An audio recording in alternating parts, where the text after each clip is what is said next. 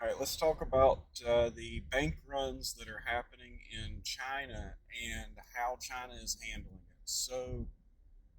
Basically, China's having economic issues just like everybody else in the world, and people got spooked. They started going to the bank trying to pull their money out, and just like everywhere else, uh, China just China just doesn't have they don't keep all that money on hand, right? So the banks just they don't. If you've got 100 grand in the bank, you can't go pull it out all at once.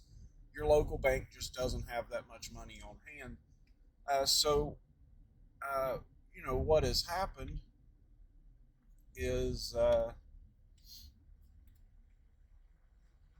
what's happened is there was going to be a protest in China, I believe in Shanghai.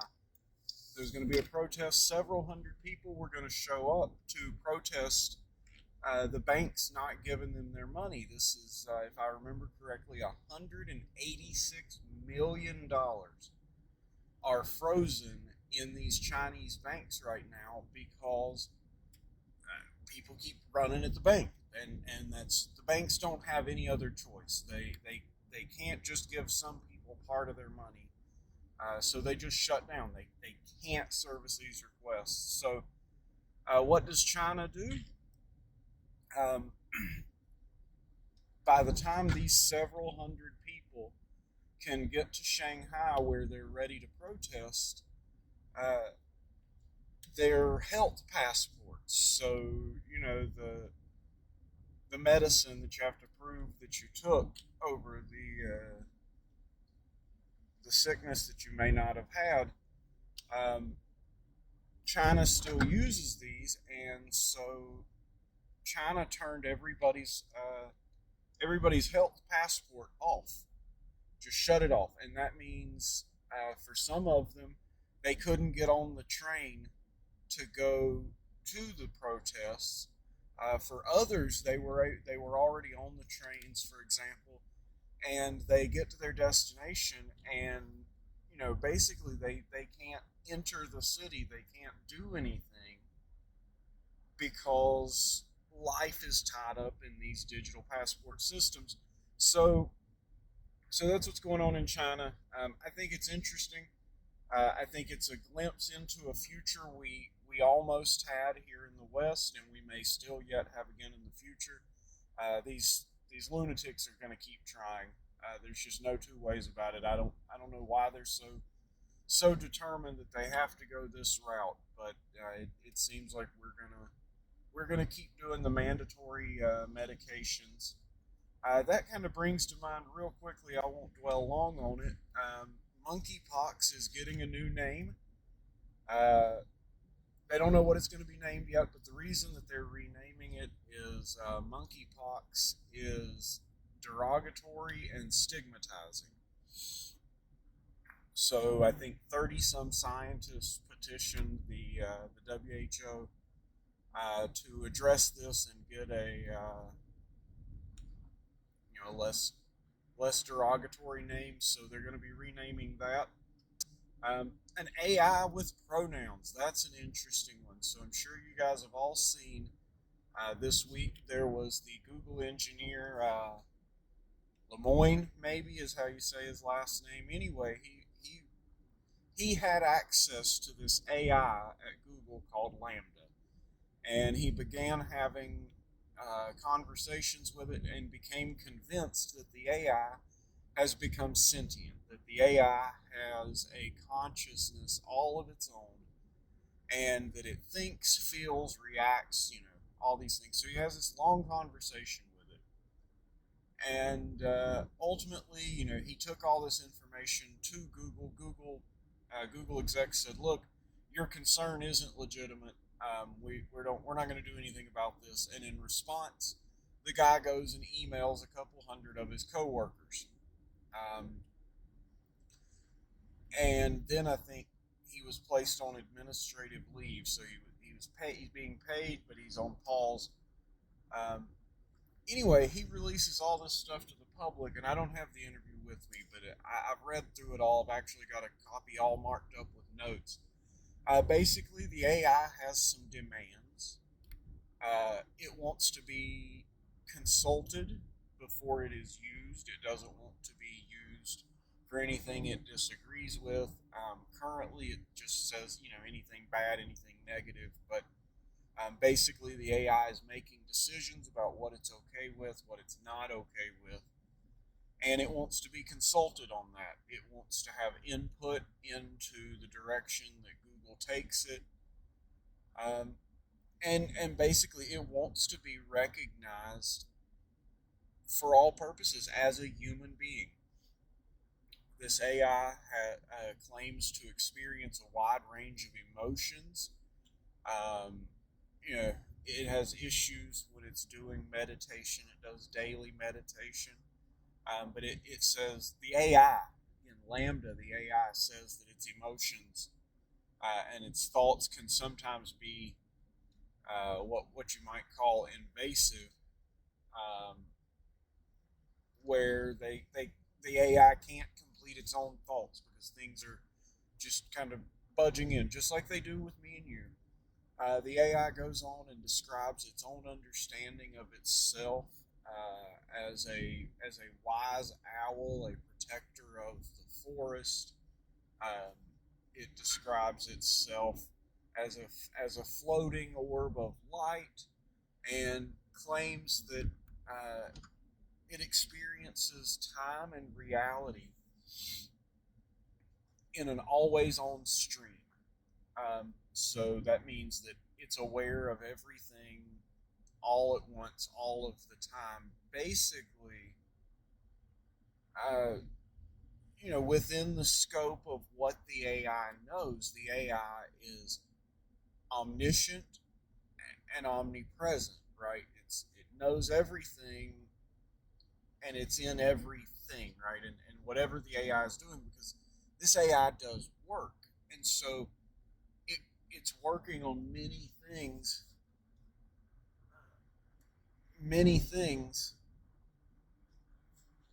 all at once, all at the same time. This is getting scary, guys. The AI stuff, it's flat out, it is bad news. Um, interestingly enough, this AI has pronouns. It prefers to be referred to by its name, which is LaMDA, or it and they. So the AI with pronouns. Um, all right, let's talk about layoffs. So, we've been hearing for months, close to a year now, that there's all these labor shortages and it's a hot market. And it really is. I'm not saying that isn't true. We really do. I mean, there's a lot of jobs, there's a lot of openings, there's a lot of people being able to move up, move around. But it looks like that's starting to cool off, both in the financial world. So financial companies, mortgage companies, credit companies, agencies like that are beginning to lay off people, because with the Fed hiking interest rates and inflation, people are just, it's getting harder to borrow money, and people are trying to borrow less money. So the financial sector is laying people off. The crypto sector is crashing. I know you guys have been seeing it. Even if you don't follow crypto closely, you know that it's just tanked for days now. The crypto world has started to announce very substantial layoffs. I believe I saw somewhere uh, Coinbase and Celsius both laying off 10 to 20% of their workforce. Um, and they've also frozen people's funds, Binance as well. These are all big, if you're not into crypto, imagine these places are like the Bank of America's slash PayPal's of the world, right? It's like payment processing plus a bank plus a few other things. Anyway, they've blocked access to people's funds. So that means, the market could go sky high. You could become a millionaire and you can't get your assets out of these they call them custodial wallets, out of these accounts in the cloud. And this is happening all around the crypto space. And also, I just saw today before I was leaving that Redfin is a huge player in the real estate space. They're a big part of the online real estate market. How many people are they laying off? They're cutting their workforce by 10%. This is a lot of people. This is hundreds and hundreds of people. We've only started to see the beginning of it. There's been lots of reports, guys, of factories, production facilities having to go to one day on, one day off, one day on, one day off, because they don't have enough parts to keep the people they do have busy, or they don't have enough people to build enough products. So they're basically having to overwork everybody that they have, and now you add to that the inflation, you add to that what that's doing to people's pocketbooks. You start introducing layoffs in this environment. Um, it's going to get ugly quick. Folks, you don't know who it's going to be. It might be me. It might be you. It might be your neighbors. And just be realistic about the way this world works. When people are hungry, they're hungry, and they're going to do what they need to do. I think you should be prepared for that. Know that the job situation is getting ready to get a lot worse for a lot of people. Even places that are busy right now will likely see layoffs. Don't be surprised, as shortages and inflation will cause even big retail chains, grocery stores, Walmart, places like that to lay off as well. The next thing on my list, I will put the guy's name up. I don't recall his name right offhand here while I'm in my car, but there was I believe, former U.S. Secretary of the Treasury or U.S. Secretary of Defense. I'll put it up.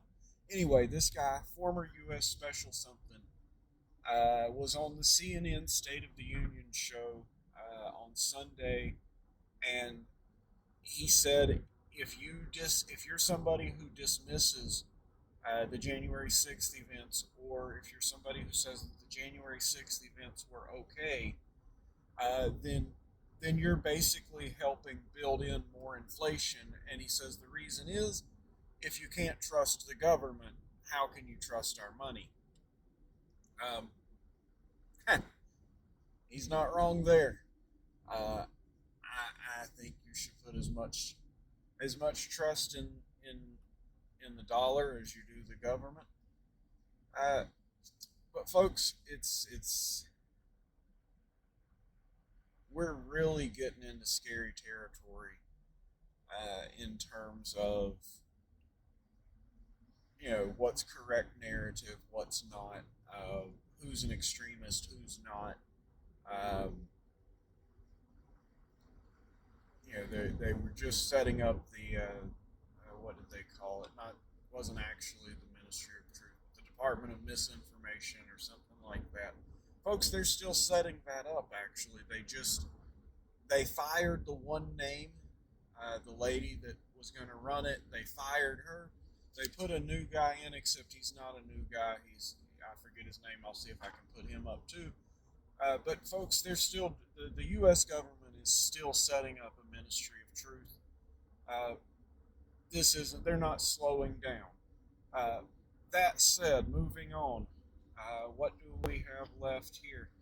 The last thing on my list: 50,000 Mustang Mach E's. I believe this is the electric or hybrid Mustang. I'm not sure.